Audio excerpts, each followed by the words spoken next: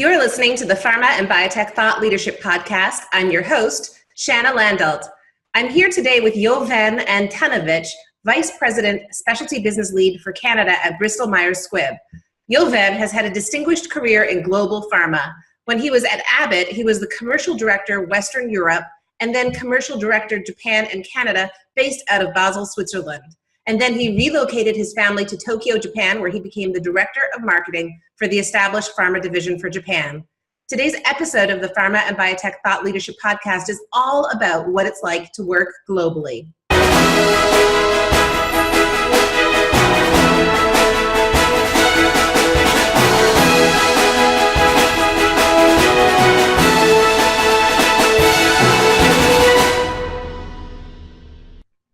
Jovan, thank you for being here with us today. I'm glad to be here, Shanna. Absolutely. Now, you started your career in Canada. I'm curious, what made you decide to accept an international assignment? Well, I did, as you said, start my career in Canada, and I have made some nice progression within the affiliate in Canada.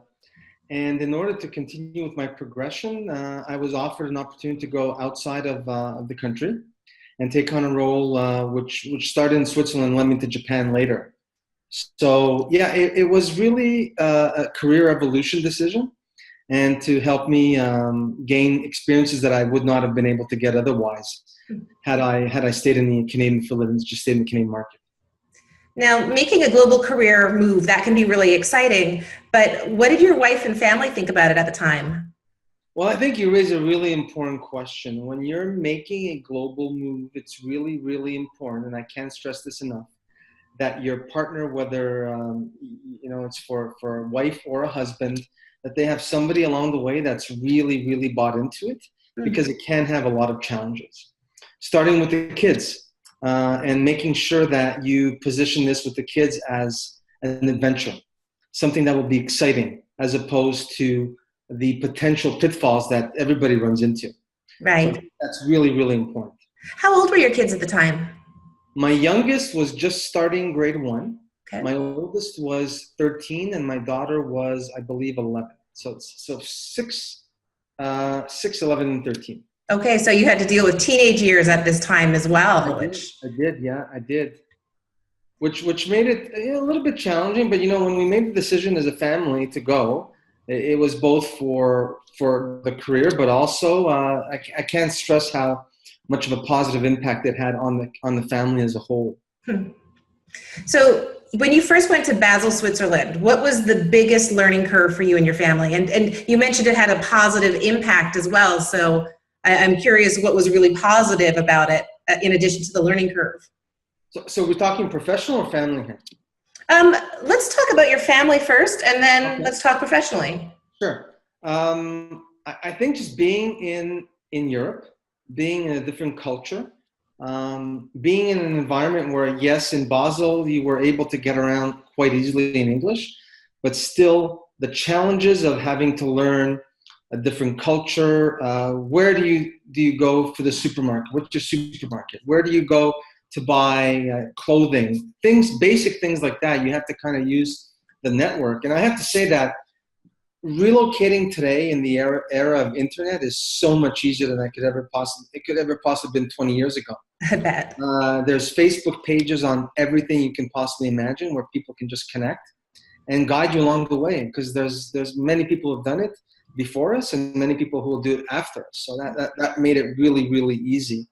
And culturally, the Swiss are amazing people. It's an amazing country, but they're very structured and organized. And although Canada is structured and organized, it's not as stringent as some of the rules that we faced in Switzerland. Right.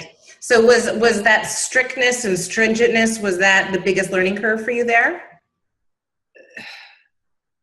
It was one of them. I mean, that was great. I think just giving the kids a chance to experience a different culture, giving the kids a chance to be in a school filled with international students who have been jumping around from country to country, exposing them to different cultures, different environments. I think that was really good for them.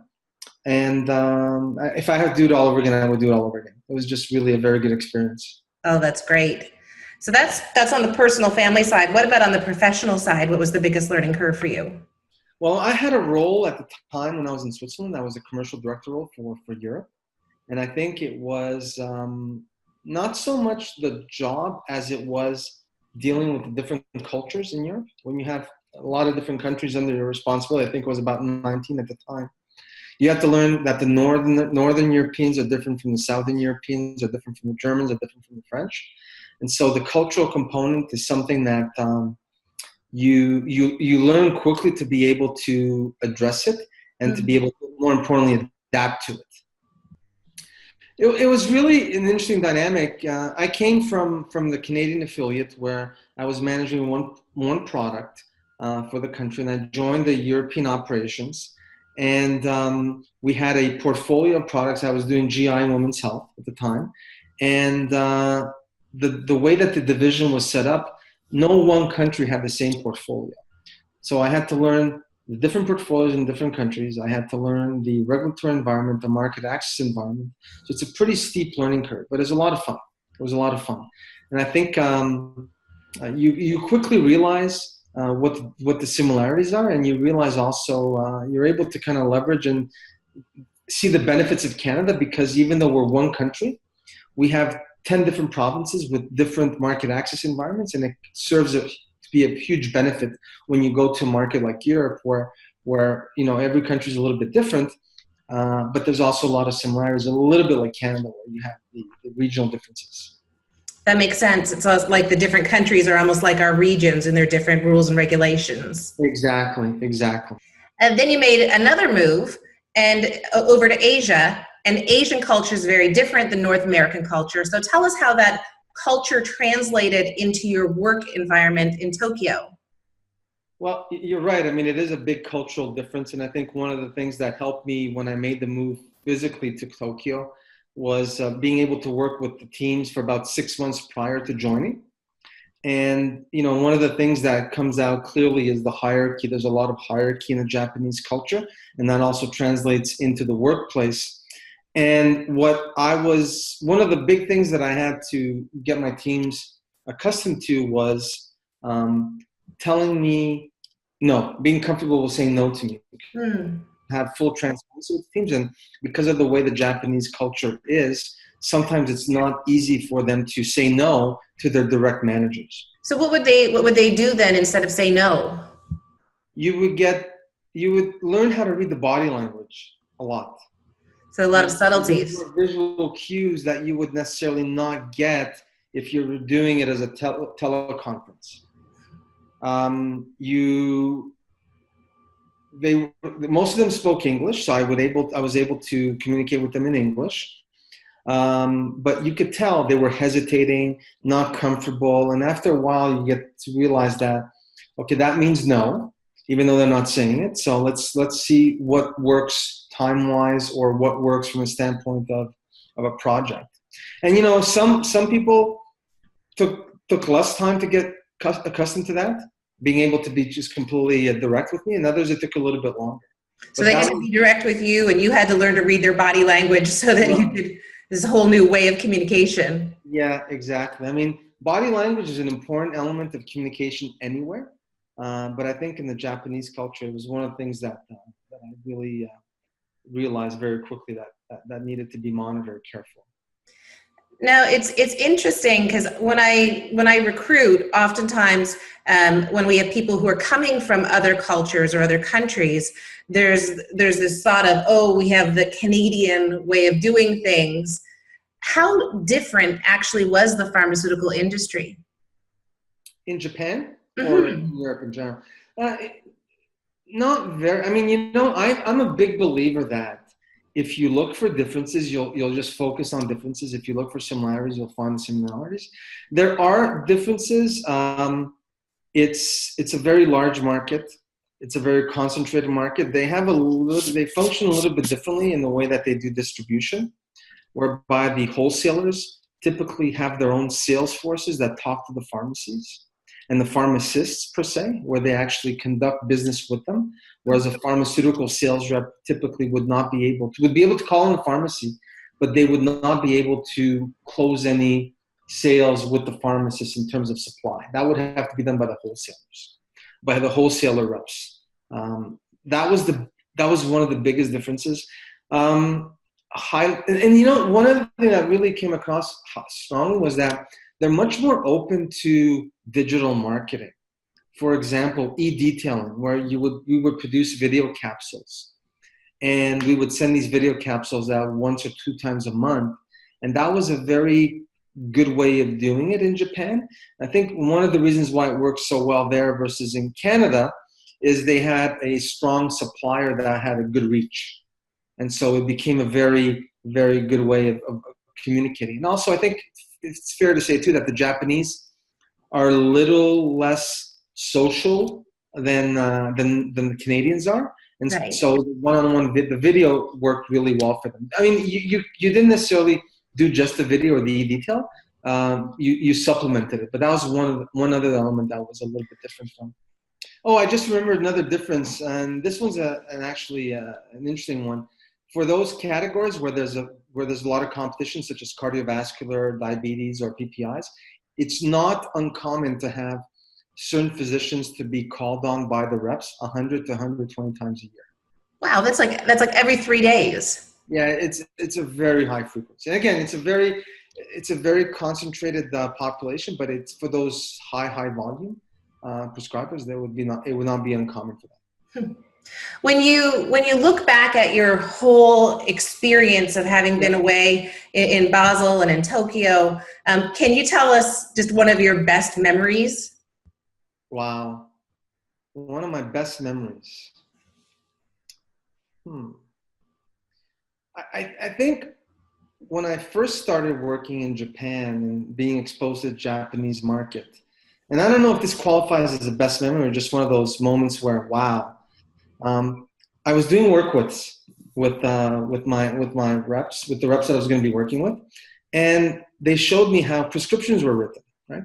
So normally in North America, Europe, you put pen to paper, you use EMRs, and it comes out as a printout.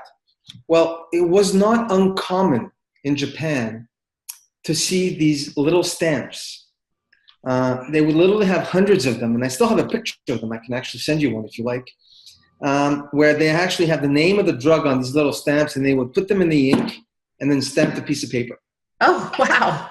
So it was a very unique, very different experience, and it really was quite something to see. And the other thing that was also really eye-popping was the way that the pharmacies were set up. You would literally have 3, 4, 5 pharmacies right literally next to each other in front of a hospital or around the clinic, lined up. After all this time traveling, what made you decide to come back to Canada? So basically, when we were out of country for about 3 years, I was in Japan with Abbott, and luck would have it, we got acquired. And at that time, I made a decision that was driven by both personal and family considerations to go back to Canada. And we did. We made a family decision, and we came back. It was about 3 years after we had left.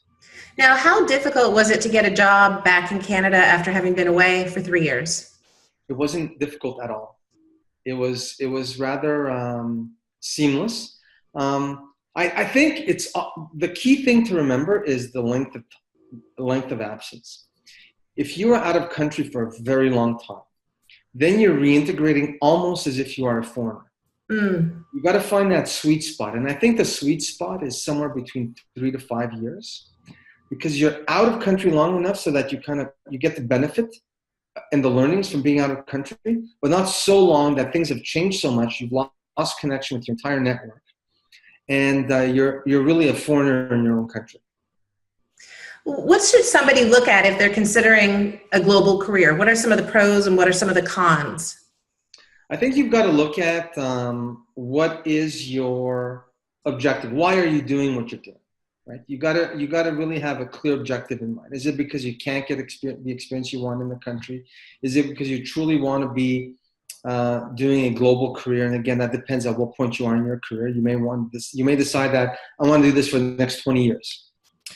You've got to take into consideration your family environment. Do you want to be globetrotting for a very long time. If you are, then you have to plan to have the kids when they start the university years, or even maybe a few years before that, to be away from you.